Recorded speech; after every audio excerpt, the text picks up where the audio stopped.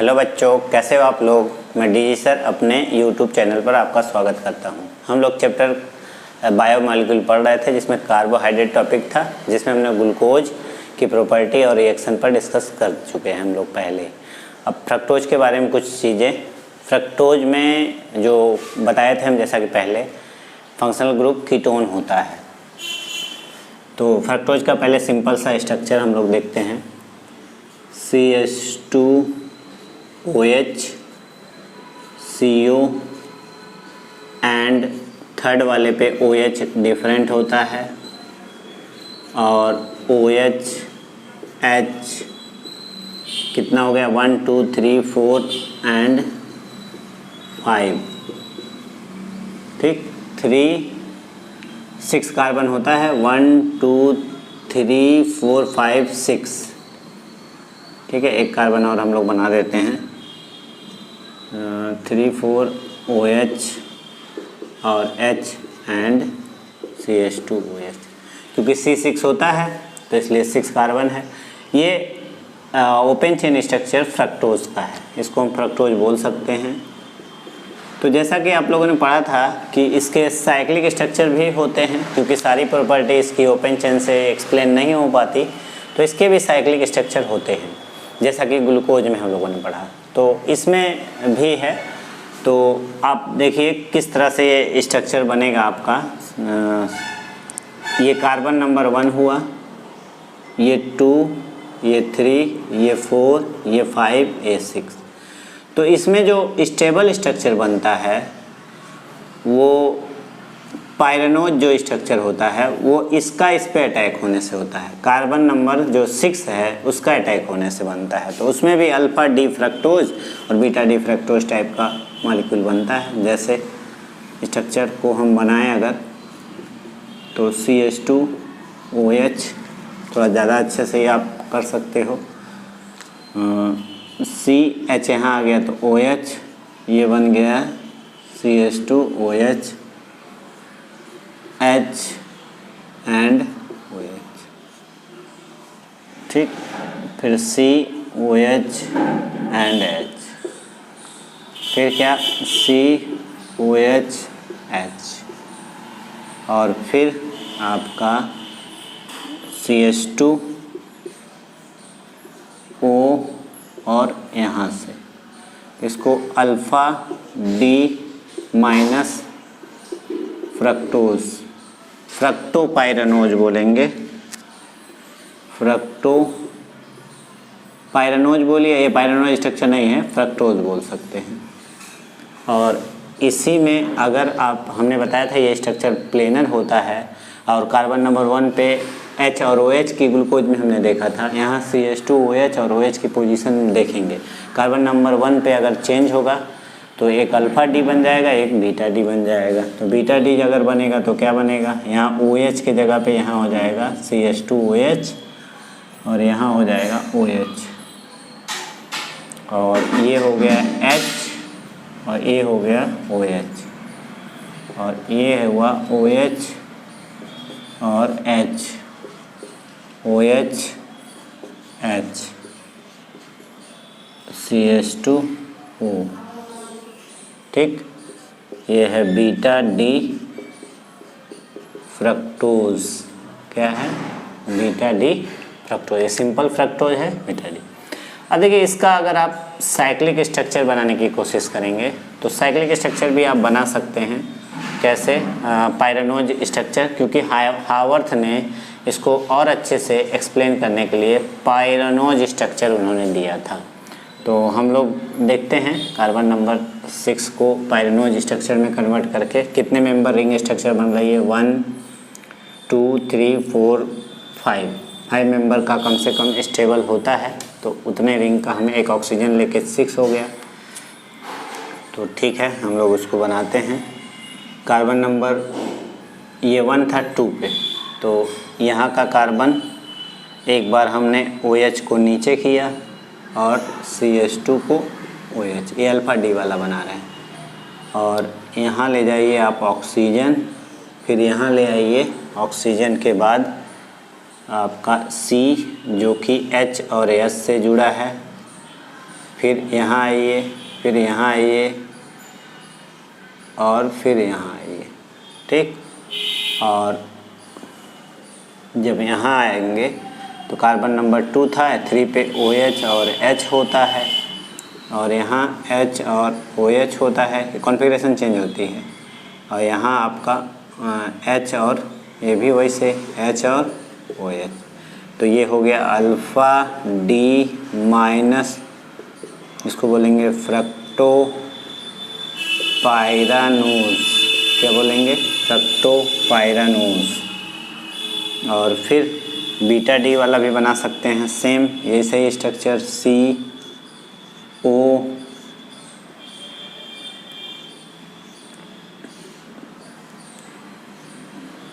OH CH2OH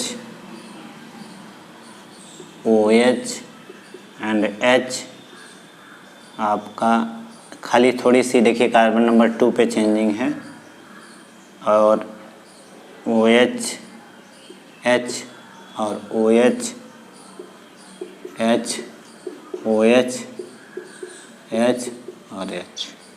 ये क्या है? Beta D minus fructopyranose. देखिए ज़्यादातर फ्रक्टोज की हावर्थ के अकॉर्डिंग पायरानोज स्ट्रक्चर मिलती है, लेकिन कुछ कंपाउंड है जिसमें फ्यूरानोज स्ट्रक्चर मिलती है। फ्यूरानोज का मतलब फ्यूरान टाइप का स्ट्रक्चर, फ्यूरान मतलब ये कंपाउंड होता है आपका 5 मेंबर का रिंग स्ट्रक्चर, इसको फ्यूरान बोलते हैं। जो ये है इस तरह के कंपाउंड जो बनेगा वो फ्यूरानोज स्ट्रक्चर बनता है। ज़्यादातर पायरानोज स्ट्रक्चर को एग्जिस्ट करता है, लेकिन कुछ कंपाउंड फ्रक्टोज में भी ऐसे हैं जिसमें फ्यूरानोज स्ट्रक्चर एग्जिस्ट करता है, जैसे इंसुलिन और सुक्रोज में ये फ्यूरानोज स्ट्रक्चर एग्जिस्ट करता है। चलिए अब हम इसी पे फ्यूरानोज स्ट्रक्चर अगर डिस्कस करेंगे तो क्या होगा। ओपन चेन में आप देख लीजिए, जो हमने ये कार्बन नंबर 1 यहाँ से लेंगे 1 2 3 4 5 6 से बनाया था जो पायरानोज स्ट्रक्चर, अगर इससे अटैच करा दें तो 5 मेंबर की रिंग स्ट्रक्चर बनेगी, इससे 6 मेंबर की रिंग स्ट्रक्चर बन रही है, तो आपको फ्यूरानोज स्ट्रक्चर मिल जाएगा। तो चलिए हम लोग फ्यूरानोज पे डिस्कशन कर लेते हैं। एक हम बना रहने दिए हैं जिससे आपको थोड़ा सा क्लियरिटी रहेगी।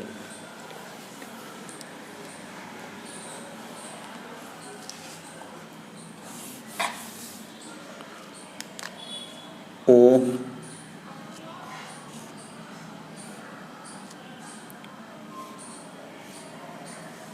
कुछ इस तरह से CH2OH, वैसे ही OH अल्फ़ा डी है, माइनस साइन तो होगा ही। और ये हो गया आपका CH2OH और ये हो गया H, और यहाँ जैसे था OH और H, ये जैसे था H और OH। ये alpha D minus fructo furanose. अब देखिए आप यहाँ पर हमने 6 इस वाले से अगर जोड़ेंगे तो आप देखिए कितने कार्बन का रिंग स्ट्रक्चर बनेगा, 1 2 3 4, एक ऑक्सीजन लेके 5। तो अब देख लीजिए यहाँ पे इसको 1 मान रहे हैं, ये वाला कंडीशन OH यहाँ हो गया। उसके बाद 1 2 3 अगर नंबरिंग करें तो ये कार्बन नंबर 1 हो गया, ये 2 हो गया, ये 3 हो गया, ये 4 हो गया, ये 5 हो गया, ठीक। लेकिन रिंग में कितने का एटम आए अगर देखा जाए तो 1 2 3 4 एंड 5। ये प्रत्येक टर्मिनल किनारा पॉइंट सब क्या है? कार्बन है। तो ये अल्फ़ा डी होगा, क्यों? OH नीचे है, अगर OH ऊपर हो जाएगा तो क्या हो जाएगा? बीटा डी हो जाएगा। तो बीटा डी भी बना सकते हैं आप। सेम ऐसे ही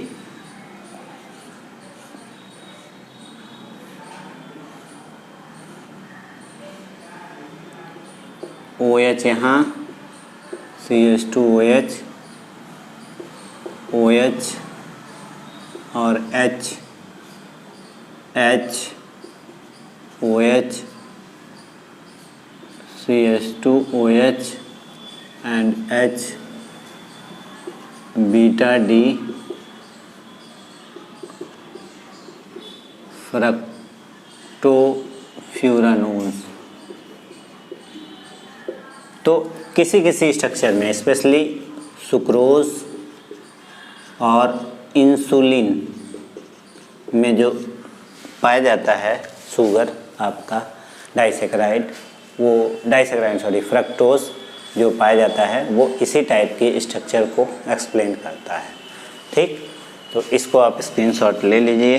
फिर हम लोग कुछ और डाइसेक्राइड के बारे में डिस्कशन करते हैं। ये मोनोसेक्राइड फ्रक्टोज था। और फ्रक्टोज की सारी केमिकल प्रॉपर्टी आपकी किससे मिलती जुलती है? ग्लूकोज से।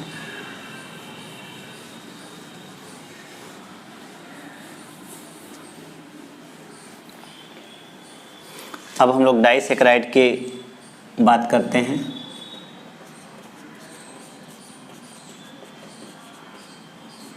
अगर आपसे पूछें डाइसेक्राइड किसको बोलते हैं तो आप कहेंगे वो कार्बोहाइड्रेट जिनके हाइड्रोलिसिस से कम 2 मोनोसेक्राइड मिलते हैं उन्हें हम डाइसेक्राइड बोलते हैं। पहले भी आया था पर उतना डिटेल में हम लोग नहीं पढ़े थे, अब डिटेल में इसको पढ़ेंगे।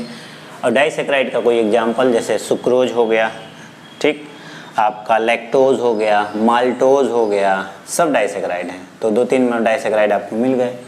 तो डाइसेक्राइड का आप हाइड्रोलिसिस कराइए, जैसे फॉर एग्जांपल सुक्रोज का फार्मूला C12H22O11 प्लस H2O, थोड़ी सी मीडियम एसिडिक ले सकते हैं तो C6H12O6 ग्लूकोज बनाता है प्लस C6H12O6 फ्रक्टोज बनाता है।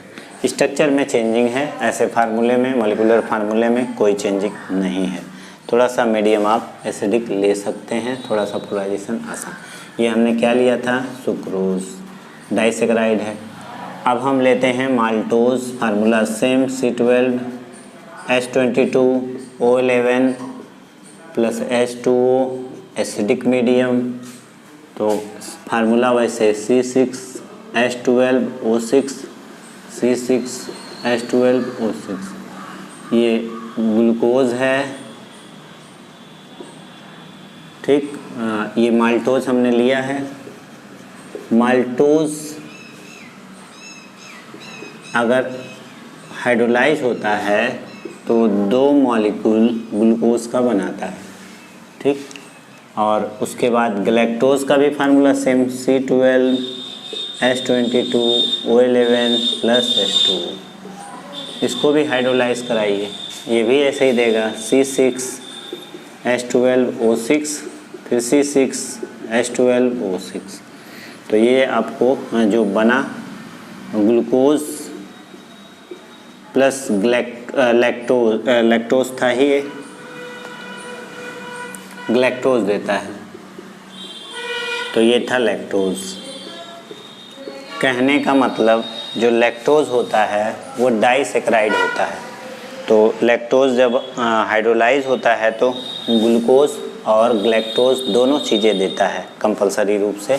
तो ये 3 डाइसेक्राइड हैं जो हाइड्रोलिसिस होने पे अलग अलग चीज़ें देते हैं। खाली माल्टोज ऐसा है जो ग्लूकोज देता है। स्ट्रक्चर में चेंज है, ये सब ज़्यादा डिटेल में ग्लैक्टोज वगैरह पढ़ना नहीं है, उसकी स्ट्रक्चर, इसलिए हम लोग डिस्कस नहीं करेंगे। आपके कोर्स में केवल ग्लूकोज एंड फ्रक्टोज है जिसको हम लोग डिस्कस करेंगे। अब आते हैं माल्टोज की बॉन्डिंग पर। तो हमने आपको माल्टोज को बता दिया ग्लूकोज मिलके बना होता है। तो ग्लूकोज आपस में जुड़े होते हैं, जिसको हाइड्रोलाइज कराने पर, जैसे माल्टोज में ये बॉन्ड बनाते हैं और हाइड्रोलाइज कराने पर तो ग्लूकोज में चेंज हो जाते हैं। अब इनकी बॉन्डिंग क्या होती है? उनको ग्लाइकोसिडिक बॉन्ड बोलते हैं। कई बार कंपटीशन में पूछा है ग्लूकोज के मॉलिक्यूल आपस में किस टाइप की बॉन्डिंग से जुड़े होते हैं, तो आप कहेंगे ग्लाइकोसिडिक बॉन्डिंग। चलिए हम लोग माल्टोज की स्ट्रक्चर पढ़ लेते हैं, उसका डिस्कशन, और सुक्रोज का पढ़ लेते हैं, क्योंकि एक में आपका फ्रक्टोफ्यूरानोज है, एक में आपका फ्रक्टोपाइरानोज है, दोनों का स्ट्रक्चर हो जाएगा इस तरह से हमें। तो पहले डिस्कशन हम लोग डाइसेक्राइड में माल्टोज का करते हैं।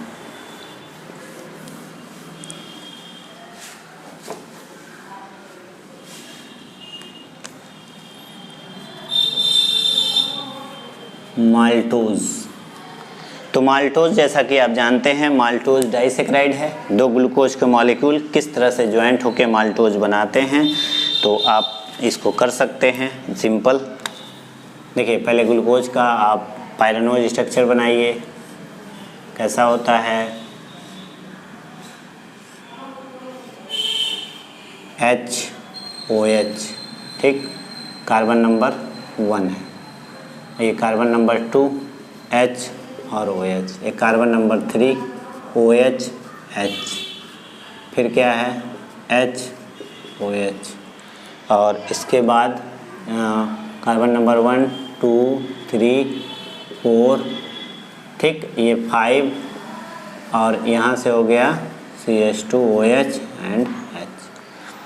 इसको क्या बोलेंगे, अल्फ़ा डी ग्लूकोज। क्या बोलेंगे, अल्फ़ा डी ग्लूकोज।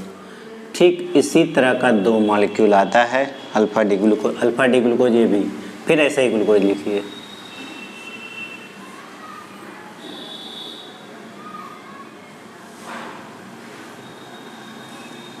तो आप H and OH, H and OH, OH H, H OH, CH2OH, ये भी क्या है, अल्फ़ा डी ग्लूकोज। क्या है, अल्फ़ा डी ग्लूकोज। तो अल्फ़ा डी ग्लूकोज आपस में कैसे जुड़ते हैं, H और H2O से आपस में मिलते हैं तो बनता है 1,4 ग्लाइकोसिडिक बॉन्ड। आप देखिए यहाँ से कार्बन नंबर 1 है, ये 2 है, ये 3 है, ये 4 है, 1,4 ग्लाइकोसिडिक बॉन्ड कैसे बनेगा, अभी दोनों को जोड़ दीजिए, आराम से ये जुड़ जाएंगे। चलिए हम थोड़ा नीचे बना देते हैं, शायद ऊपर आ ना पाए स्ट्रक्चर एक साथ, दोनों बनाना है। O कैसे जुड़ेगा, H O, कुछ ऐसी बॉन्डिंग इनकी होगी, और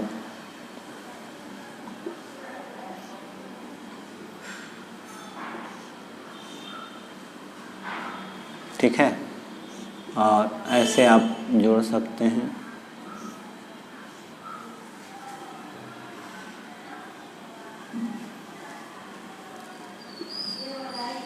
सेम स्ट्रक्चर है, और H और OH, H और OH, OH H और ग्लाइकोसिडिक बॉन्ड बनाया, H CH2OH और H, H OH और OH, H H OH और CH2OH एंड H। इसको कहते हैं कौन सा बॉन्ड, ग्लाइकोसिडिक बॉन्ड। ये कोई भी कार्बोहाइड्रेट हो, और इससे जैसे ये है क्या, ये आपका माल्टोज बन गया। तो जब वाटर देंगे तो ये माइनस है, प्लस एक तरफ H है और एक तरफ OH, तो ऐसे जुड़ जाएगा ये H और OH में, दोबारा से मोनोसेकेराइड में कन्वर्ट हो जाएगा। इस तरह से ग्लाइकोसिडिक जो बॉन्डिंग है इसकी कंप्लीट हो जाती है। अब आते हैं हम लोग सुक्रोज, उसकी बॉन्डिंग कर लेते हैं सुक्रोज का। माल्टोज हमने पढ़ लिया, 1,4 बोलेंगे, 1,4 कैसी बॉन्डिंग है, 1,4 ग्लाइकोसिडिक बॉन्डिंग है।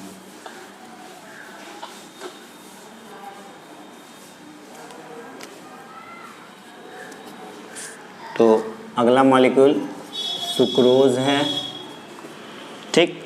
तो सुक्रोज में अल्फ़ा डी ग्लूकोज हमने लिखा ही है, और इसका जो ये स्ट्रक्चर आपने जो अल्फ़ा डी फ्रक्टोज बनाया था वो स्ट्रक्चर इसमें बीटा डी फ्रक्टोज से कंबाइन करता है। बीटा डी फ्रक्टोज ओ, बीटा डी फ्रक्टोज हम लोगों ने बनाया था कुछ ऐसे, OH इधर और CH2OH, OH H, H OH CH2OH H, इसको क्या कहते हैं हम? OH जब ऊपर रहता है तो बीटा डी माइनस फ्रक्टोफ्यूरानोज कहते हैं ना, तो ये फ्रक्टोफ्यूरानोज होता है।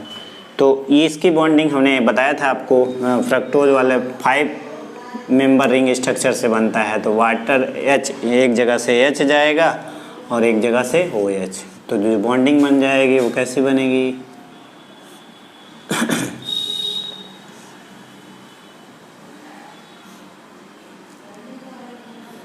H और A ऐसे आप जोड़ दीजिए, और H OH OH H H OH CH2OH H ऐसे जुड़ जाएगा ऑक्सीजन से,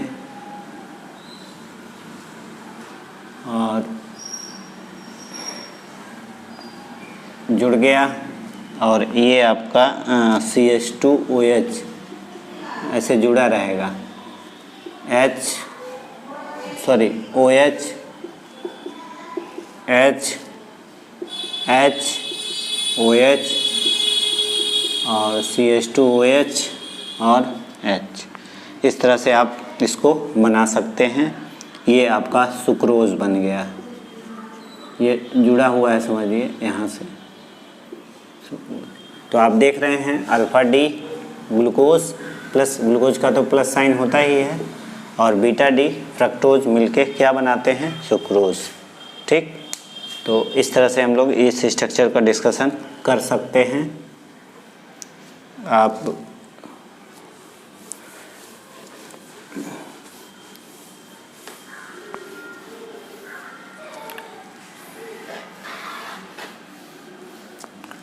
एक चीज़ और है, inversion of cane sugar. Inversion of cane sugar, देखो इन्वर्जन ऑफ कैन शुगर क्या होता है? सुक्रोज C12H22O11 प्लस हाइड्रोलिसिस कराइए, इसको सुक्रोज बोलते हैं। और जब बनता है तो ग्लूकोज बनता है C6H12O6, फिर C6H12O6, एक ग्लूकोज एक फ्रक्टोज।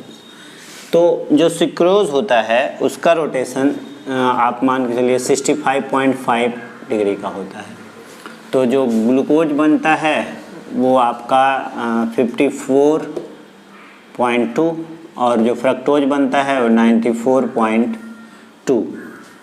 तो इस तरह से हमें 52.4 और 52.5 और ये 92.4 लमसम इसी के रोटेशन है।